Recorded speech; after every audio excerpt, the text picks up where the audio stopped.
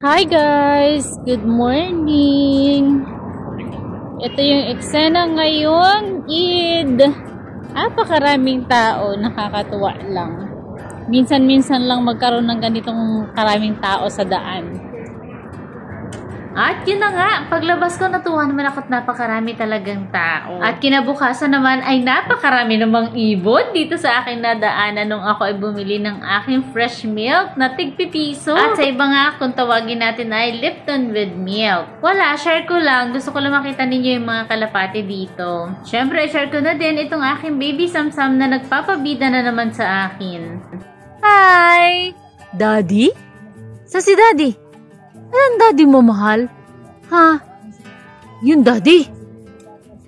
Let's go? Sama-sama na nga itong mga video ko na talagang naipon nitong nakaraan. Dito naman ay naglilinis ako ng kuko at itong aking client na ito ay napakatagal bago bumalik. Kaya naman hirap na naman ang inyong salonista sa paglilinis ng kanyang malaking kuko. Ayan nga talaga ang struggle ng isang salonista kapag itong ating mga kliyente ay natagalan ng balik. At minsan ang masakit pa nun pinakikialaman na nila. Kaya hirap na hirap talaga tayo na kunin at kutkutin itong mga malalaki nilang dry skin. Dahil nga, pag napapakialaman nila ay napuputol at nawawalan na ng protection dito sa taas. At wala kang karapatang magreklamo. Sabi ganun no? Pag bumalik sila dito, ang sasabihin lang nila ay masyado silang busy sa kanilang kanya-kanyang trabaho. Kaya no choice ka kundi i-repair yung kanilang mga pinakialamang kuko. Kung minsan nga, talagang hindi na iiwasan na dumugo kapag naglilinis tayo ng kuko, lalo na kung sila nga ay nangialam na dito sa kanilang kuko at nawalan na ng proteksyon. Yung iba naman kaya dumudugo ay dahil hindi cooperative yung ating mga kliyente. Yung bang ilalagay mo pa lang yung pusher ay umuurong na. O kaya naman minsan nasa kasarapan ng paglilinis at paghuhugot ng dry skin ay bigla nilang iuurong ang kanilang mga paa, kaya napuputol din talaga. At ang tendency, masusundot na yun natin ang pusher at doon na siya magsisimulang magdugo talaga. Ganun pa man, kailangan pagka ganito na ang sitwasyon ng kuko ay doble-dobleng ingat at dahan-dahan talaga ang ating paglilinis at pagdudukal ng kanilang mga dry skin at ang kanilang mga ingrown.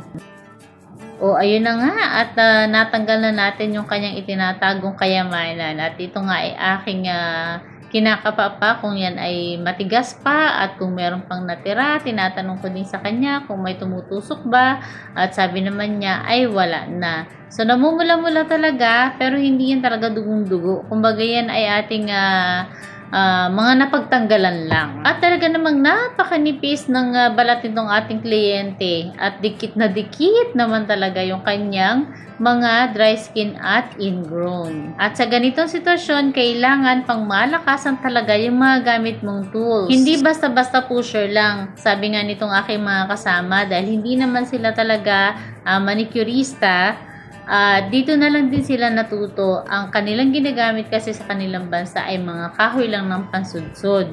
So dito, tinatanong nila kung bakit napakarami ko daw ginagamit na pusher at iba't ibang klase ng nipper. Kaya naman, sa ganito pagkakataon, pinapaliwanag ko sa kanila na depende sa sitwasyon ng kuko at sa lalim ng ingrown at dry skin na kinukuha natin. Kaya naman, sarili kong gamit talaga ang aking dinadala dito sa salon dahil kapag ganito na, ay hindi pa pwede yung ordinary na mga pusher at nipper. Siguradong makakasugat ako kapag hindi ko gamit ang ginagamit ko sa pagtatanggal ng ingrown at ng kanilang mga dry skin, lalo na nga kung napakadikit na ay napakalalim pa. Yung iba nga ay naisisiksik pa doon sa pinakadulo. Hindi mo pwedeng madamadaliin kapag ganito na ang itsura ng kanilang kuko. Kailangan dahan-dahan, maingat na maingat ka sa pagsundot. At ito nga yung aking pangmalakasang pusher na medyo liko doon sa dulo at matulis.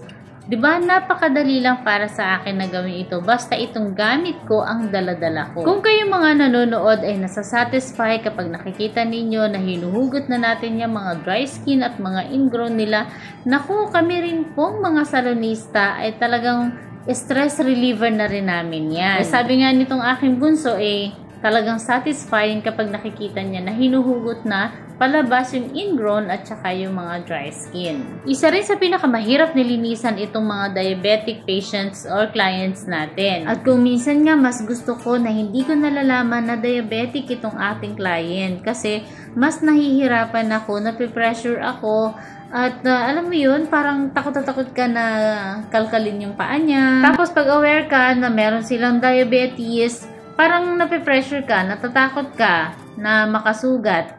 Eh kung hindi mo alam yun, nakakalinis ka ng maigi. Ewan ko kung ako lang yung ganun. Pa-comment nga po sa ating mga manicurista dyan. Kung katulad ko na mas confident maglinis kapag hindi ko alam na sila ay diabetic. Mas nakakasugat ako at mas natatagalan ako kapag nalalaman ko na diabetic ang isang tao. Kasi relax na relax ako maglinis kapag hindi sinabi sa akin ng kliyente. Pero sa susunod naman na pagbalik nila at alam ko ng diabetic sila, confident na ako na linisan sila kahit alam ko pa. Kasi nga, naunahan ko na sila ng linis. At marami akong kliyente na diabetic. High blood pa. Pero, naiingatan na natin siya kasi nga aware na tayo na meron siya nun. Eto na nga't kinakapakapa ko na yung ating kliyente, yung paan ng ating kliyente. Kung meron pa bang natira, kita nyo naman kung gaano karami ang dry skin na natanggal natin at pagkatapos naman malinis yan at maganda, sabi ko nga Parang sa isang walang reels ko, nangyari. ay pwede na talagang irampa. At happy na tayo dahil happy na ang ating client. Nakahinga na yung kuko niya at mukha na daw tao. Sabi ko nga congratulations at siya graduate na. After ko naman siyang malinisan, itong si Sano naman ang pinagtripan ng aking kilay. Sabi ko nga sa kanila, hindi ako bagay na may kilay. Subok ko na yan. Pero nagpilit pa rin talaga sila. Nalagyan ako ng kilay. Kako nga, pag ako may kilay, ay mukha talaga akong unggoy. Imbis na ako'y gumanda, ay lalo na akong sumama.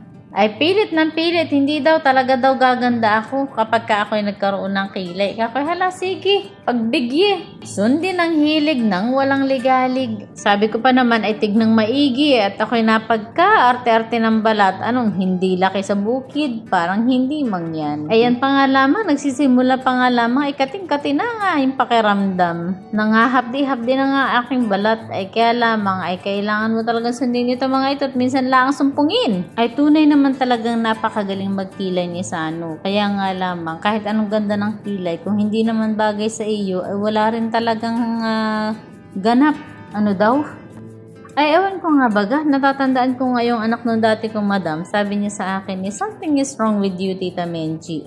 Tapos sabi niya, you look like monkey today. Tandang-tanda ko talaga yan. Kaya ako, kahit ako ilibre ng microblading, hindi na ako magpapamicro. Dahil nga, hindi maganda sa akin. O, hala, sige, ito na tapos na. Kayo na ang humusga. Dibaga, ay talagang hindi ako natutuwa. Sila lang talagang natuwa. O, hala, yan lang kaganapan ngayong araw na ito. Maraming salamat. Hanggang sa muli. God bless us all.